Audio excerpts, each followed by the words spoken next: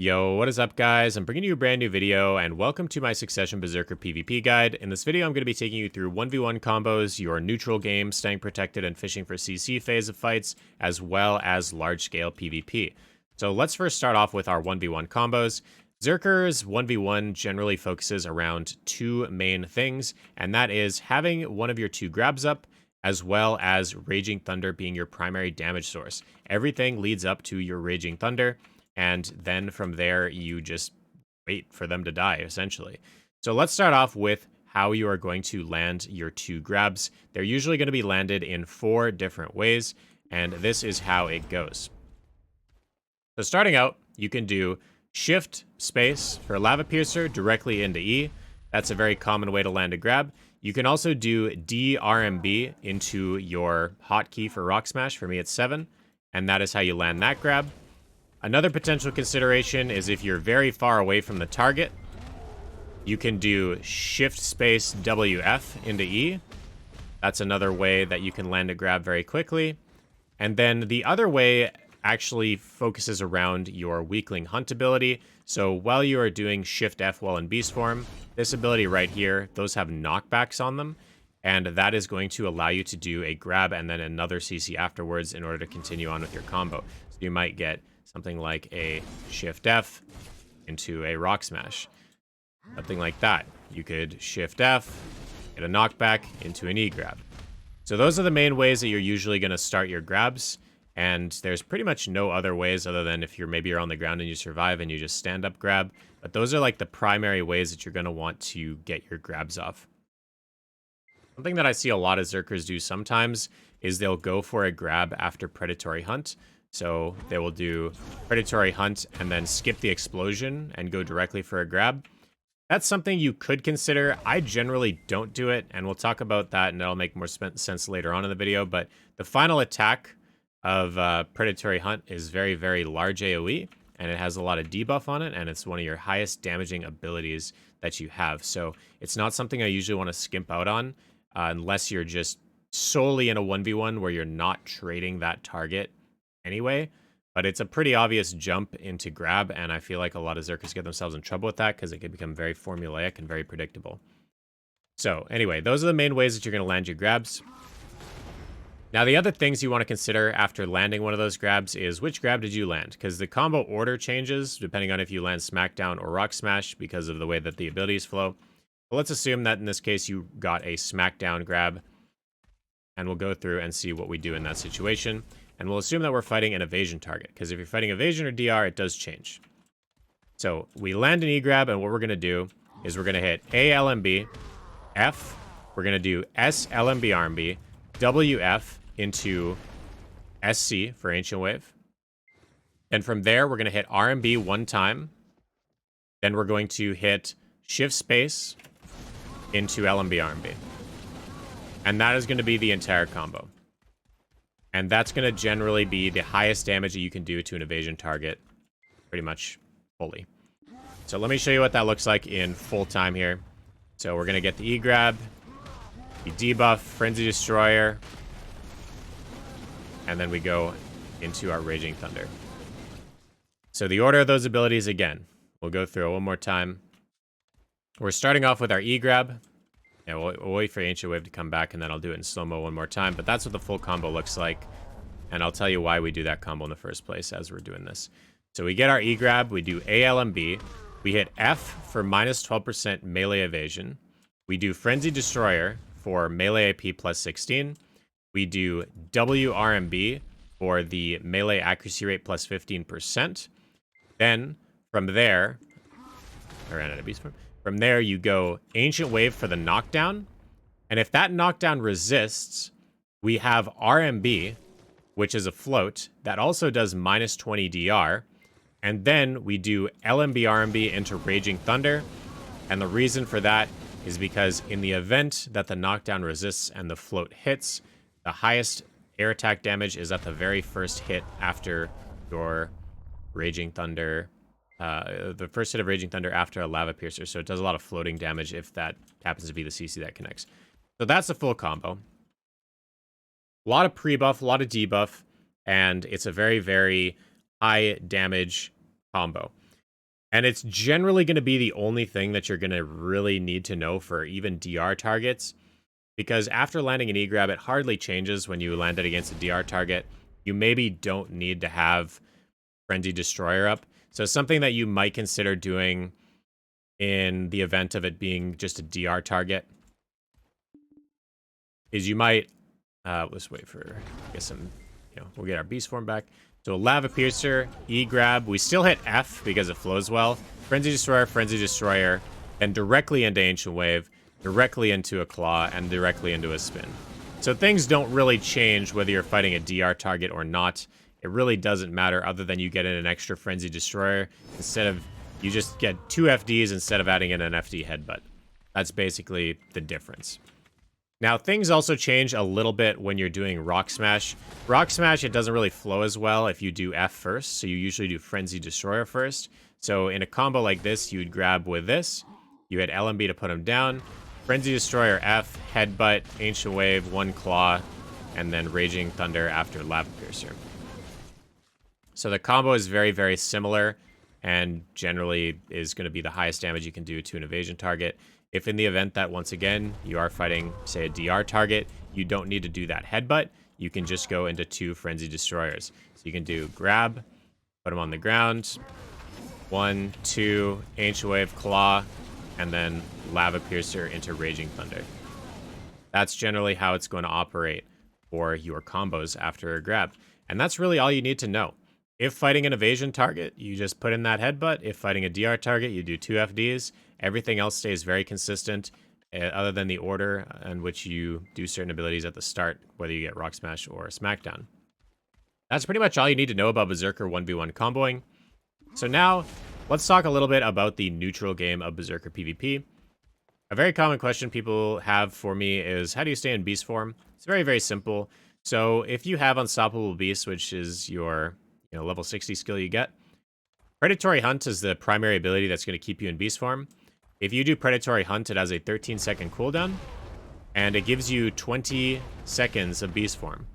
So you can see that this timer is going to be up before this timer is out, and you're always going to want to be Predatory Hunting in that 7-second window. You can Predatory Hunt again, and you're just permanently going to stay in Beast form. So the way that I do a neutral game PvP, let's say that I'm fighting a target, is you pretty much always start off with Lava Piercer into Predatory Hunt. And the reason why is it gives you minus 30% slow whenever you hit your target. So minus 30% movement speed. So that's going to help you catch your target, as well as be really good chip damage and help you sort of identify, okay, is this person I'm fighting very geared or not? It's going to give you a good indication of, is this an evasion target? Is this a DR target? So you're going to know which combo to use. So I generally like to start off with Predatory Hunt. So how a standard fight would start is, let's say that my opponent is over here, and you're going to Lava Piercer, Predatory Hunt, and hold SF for the explosion. Then you're going to do Shake Off, so DRMB, that's your iframe, and I generally like to linger that iframe. That's a very common start to a fight, is we'll go Lava Piercer, SF, do the explosion, then we'll go like that in order to sort of get some distance. Now, keep in mind, your Predatory Hunt, the last hit of that explosion, is actually a bound. So let's say that I end up bounding the target. So let's go over to the dummies. So that iframe is sort of a thinking period where you can go like this, Predatory Hunt, maybe you get the bound, right? And then you go into an Ancient Wave, and then you go into Lava Piercer into Raging Thunder. That would be a very standard thing that would happen when I'm fishing for CCs, is if in the event that I happen to get that Predatory Hunt, get the explosion off, they get bounded, I iframe, right? When I iframe, I'm thinking. I'm like, okay, did they get CC'd? If yes, you hit SC so that they get hit with Ancient Wave, and then you go directly into Raging Thunder. So I always like to use that iframe to linger as sort of time to process and think what's happening. So that's one common thing that you may consider. If they did not get bounded, you never use Ancient Wave and you never use Raging Thunder. Ancient Wave and Raging Thunder are 2 abilities that are almost exclusively used after you get your initial CC. You never use them just randomly, unless you are so much more geared than your opponent that you don't really need a lot of damage to kill them anyway, because these two abilities make up like 60% of your damage. If you don't have them, you're just not doing damage. It's as simple as that. All right, so we SF, iframe. If we didn't get the CC, right? Let's say that we didn't get the CC. I would just Lava Piercer again. Right? So you just Lava Piercer again if you notice that you didn't get the CC, because there's no point in sticking around. So you do this. Notice, okay, did I get the CC? No. Lava Piercer again. That's generally how a fight starts out. That's pretty much the initial engage on Berserker when fishing for your first CC after Predatory Hunt. The next thing you're going to want to keep in mind is slowing your target. So let's say, for example, I am Lava Piercing, SF, check for the CC, didn't get it, okay? Now let's assume that the target was on me. Okay, like the target came after me, right, as I Lava Piercered away. Another really useful thing to do after Lava Piercer is Beastly Windslash into your Shift F.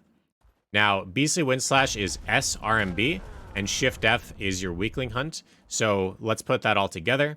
You Lava Piercer, SF, look for the bound, didn't happen. You can come back, SRMB, Shift F. Now, what you're doing when you do that is you are doing 3 different CCs right there. All of them are frontal guard. So when you do Beastly Windslash, that last attack is a float. And when you do Shift F, both of those attacks are knockbacks. And so generally how it's going to work is, all right, so let's go through it again. We're going to go Lava Piercer, do that, look for the CC, it didn't happen. We're going to do this, we're going to do this. And then from there, you're looking for 2 different things. So at first, if your float landed, okay, so let's assume that your float landed, you would go into iframe and then Ancient Wave. Okay, so let's do it and assume that the float landed. So we're gonna Lava Piercer, we're gonna SF, we're gonna iframe, didn't get it, okay. The float landed, oh, the float landed, okay. Go into Ancient Wave, go into Raging Thunder. So that's a very standard thing to think about when you're doing your Beastly Windslash, is checking, okay, did the float land or did the knockback land? More than not, the knockback's gonna be the one that lands. So let's assume that the knockback lands in this situation. So we're gonna Lava Piercer, SF. Okay, we're gonna check, didn't get the CC. Okay, didn't get the float. We did get the knockback, so then we're gonna grab. Right? If you get the knockback, you immediately go into your Rock Smash or you go into your Smackdown. And then from there, you do the combo that we did in the start of the video. Now, in the event that your Smackdown or your Rock Smash failed, that is pretty much the only unprotected part so far. You want to go immediately into Shake Off and then back into a Lava Piercer in order to sort of get away. In the event that you've already burned both your Lava Piercers, hitting WF is another good way to get away, mostly because it's just really quick movement and it can kind of just get you out fast. And if you do get CC'd, there's usually going to be some like weird desync that happens, and that'll allow you to usually stand up. So let's put it all together, and I'll talk you through what I'm thinking about as I do this. All right, so start of the fight, maybe I do a Frenzy Destroyer. That gives me melee AP plus 16. All right, so Lava Piercer, Shift F, look for the bound. Didn't get it, okay. Lava Piercer, look for the float. Okay, didn't get the bound, didn't get the knockback, so I go into an iframe, and I Lava Piercer away. Then from here, I'm going to do SC for a little bit of neutral game SA. And that's assuming that the target is aggressive and they are after me. Because when you hit SC, it's a 15-second cooldown, and it is a very long super armor. But it also slows the opponent by 30% movement speed, cast speed, and attack speed. So it's a very, very useful ability to use when you're trying to, essentially, when someone's after you and you're trying to, you're wanting to build space, right? Because you just used a lot of your cooldowns on that engage. You need a little bit of time for your Predatory Hunt to come back to sort of start the whole thing all over again. All right, so we're going to Lava Piercer. Okay, check for the bound. Didn't get it. Lava Piercer. Check for the float. Okay, didn't get the knockbacks. Okay, we're going to iframe. We're going to sort of create our neutral game here. We're going to wait. We're going to iframe. And we basically start the whole thing over again. Notice how all of your cooldowns for everything that we just used are completely back. So you can kind of just do the same thing over and over and over again when you're playing your neutral game. So let's do it in a full loop, right? You do your predatory hunt, check for the bound, didn't get it, okay? Go for the float, didn't get it, didn't get a knockback. Okay, we iframe, we lava piercer away, we kind of create our little neutral game here, okay? Then we basically go back into it. We go predatory hunt, check, didn't get it. Okay, we lava piercer, check for the float, check for the knockback, didn't get it. And then lava piercer away, and then just kind of create your little sort of neutral area of space. Those little couple seconds after you disengage are to sort of get your cooldowns back. But these cooldowns that we're using, where we're using Beastly Wind Slash, we're using Weakling Hunt, we're using Predatory Hunt in our lava piercers, like, we're not using long cooldown abilities. You can generally do that as your main source of fishing for a CC. Now, that's how I would normally fight a class that I can't really land grabs on, right? If you're fighting a very rat class where it's very hard to try to land those grabs, that is how you would fish for a CC in a situation where you're really just not comfortable going for a grab. In a lot of situations, you can also go for just normal grabs. So maybe instead of lava piercer, predatory hunt, maybe you just iframe and then grab, right? Maybe that's something that happens, and then from there you can lava piercer again and sort of build your distance to create your neutral game for your stuff to come back, and then you can go back in, go like this. Okay, didn't get the CC, but maybe they look vulnerable. You go in, WF for a grab. Right, so you can sort of mix in your grabs depending on how appropriate it is to go for one, but there's a lot of classes that I just simply don't even try to grab a lot of the time. Like, for example, if I'm fighting a Sorc, it's usually a pretty common idea to go for a grab, but I would never go for a grab unless they are slowed with WC. So when you're fighting a Sorc, you will kind of want to slow them because then they mistime their iframe and then you go for a grab, and you're not going to CC them otherwise. So in that case, you pretty much always exclusively go for a grab. So if I'm fighting a Sorc, something that I might do is I might switch it up and I'll go lava piercer, predatory hunt, fish for the CC, didn't get it. Okay, maybe build some space, lava piercer, go for an E grab. Okay, missed it. Build a little bit of space. Okay, didn't get that. Then we'll predatory hunt. Okay, we'll go for an iframe grab. Didn't get it, so we build some space. You just kind of go into the class. You go for your fishes, your grabs, but notice how I never used Lava Piercer, Beastly Wind Slash, or WF.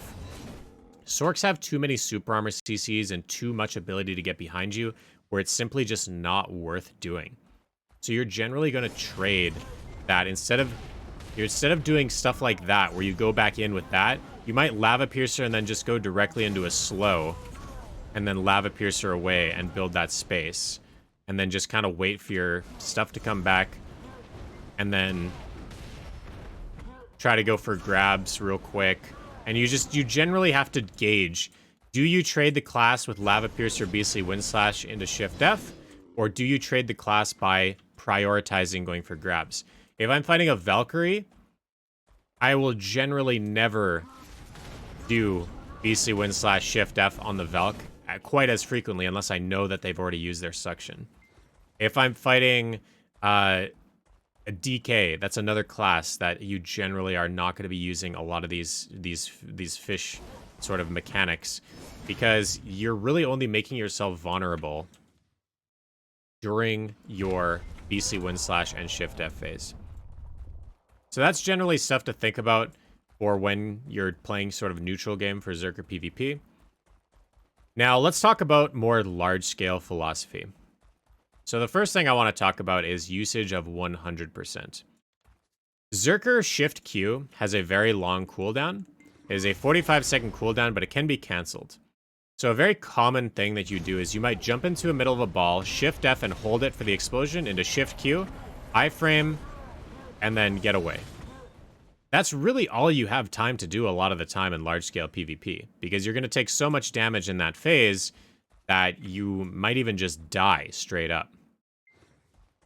So that's a very common thing that I'll do if maybe we're losing the ball fight or maybe we're fighting a guild that's stronger. If you're fighting a guild that is weaker and you know that guild is weaker, then you generally can feel free to use your Black Spirit Rage to CC somebody directly in the middle of a ball, because you kind of trust that your team is going to follow up on you. So you could go and, you know, Frenzy Destroyer at the start to get your AP, then Lava Piercer, Shift F for the explosion, and go directly into a Shift Q. Now, you can't cancel out of this. You have to watch the whole animation, and sometimes, but not all the time, you hit LMB for the last attack, because it does give you a frontal guard. If the ball, say, is retreating, then you can feel free to use that. But if you're in the middle of everything, you generally are going to use your Shift Q and then just end it by Lava Piercing away after your iframe. So that's one thing to consider for your engages. Now let's say that you don't have your Shift Q. You kind of operate very similarly as your sort of fishing for CC type aspect of the neutral game that we talked about. So let's say you're engaging on a ball, and in this case it's back up, so let's just say we have it. So we're going to Lava Piercer, Shift F, Explosion for the damage, Shift Q for the damage. We're going to iframe, and what am I looking for on iframe? I'm looking for people that are either bounded or people that are stunned, because both of those were CCs in a large AoE. In the event that I got either of those on anybody, you directly go into Ancient Wave, you directly go into your spin. And then you iframe, and you Lava Piercer away. So those are things that you're looking out for when you're engaging. Let's say we don't have Shift Q. Okay, so we don't have Shift Q up, the cooldown is not available. I'm going to Lava Piercer, I'm going to SF for the explosion, I'm going to iframe, look for a bound. Okay, I didn't get it, so I'm going to Lava Piercer away. Then I'm going to do something risky. I'm going to go for some... Depending on how the fight's going, right? If it looks like they're retreating, you can go from Lava Piercer into Frenzy Destroyer and Shift F to catch up to them and use your frontal guard. But if you're losing, right? If that ball is losing and they're pushing on you, it's very risky to do something like that, and generally not recommended unless you're super geared.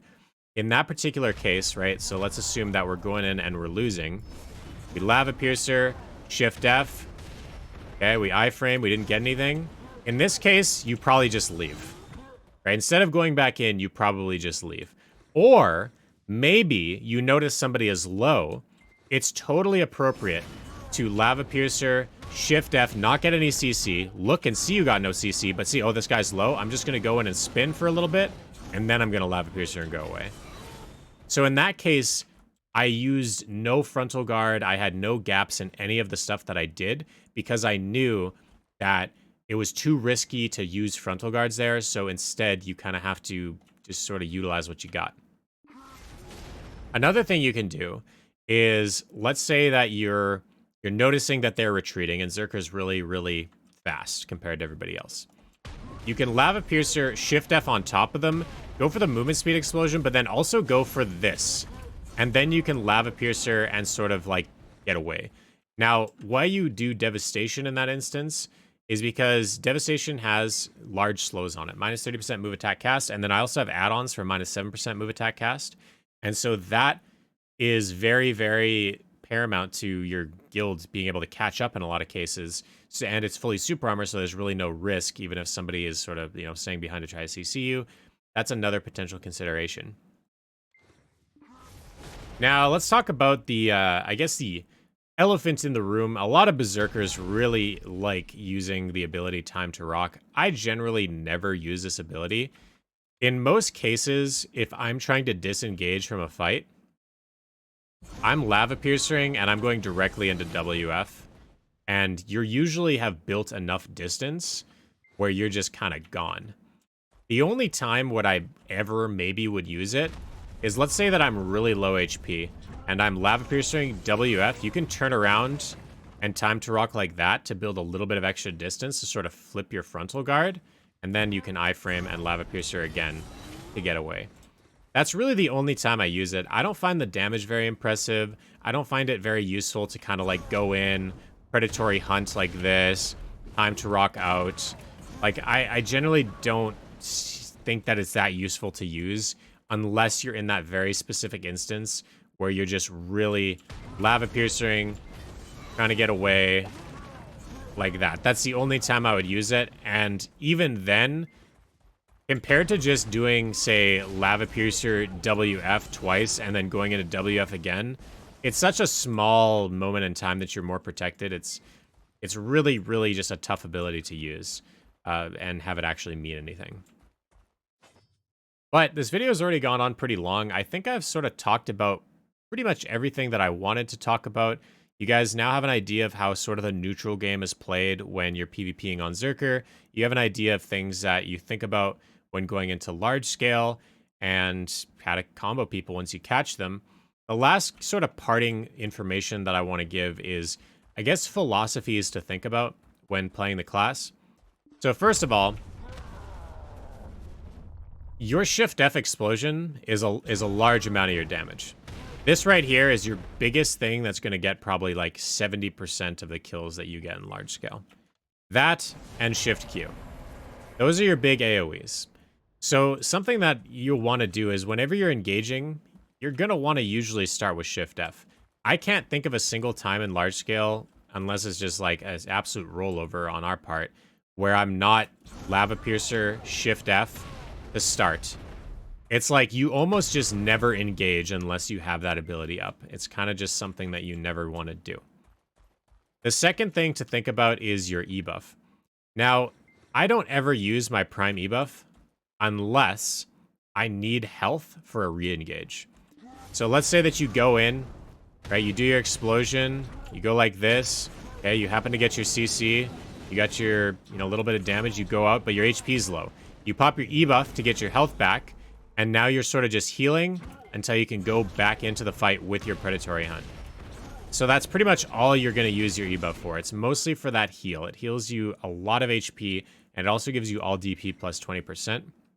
Something that not a lot of people know either is that it does add a knockdown to your Raging Thunder at the end too. So when you're under Beast form and you're Raging Thundering, at the end, it actually will knock down. So that gives you access to another potential CC in large scale while E-buffed.